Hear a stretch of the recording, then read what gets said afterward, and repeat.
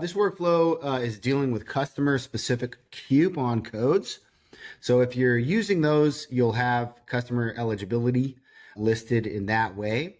So you're creating unique coupon codes for customers that are expiring in a certain time frame.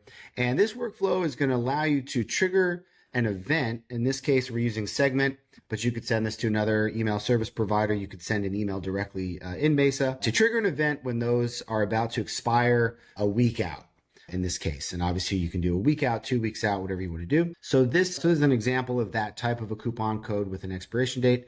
And so you're going to want to run this on a daily schedule. And here's where we're grabbing the coupon codes that are expiring.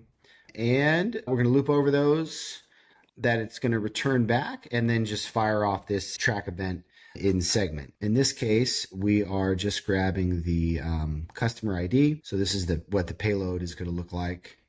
And you're going to want to use the correct user ID in Segment. In this case, we're just passing in the global ID there for the Shopify customer, but you might need to tweak that, whether it's just the ID number itself or something else. But you can see that's returning back the code, the unique code, and the customer details in there. So we're just going to pass that off to Segment. And that's obviously, you need to have a name for that event.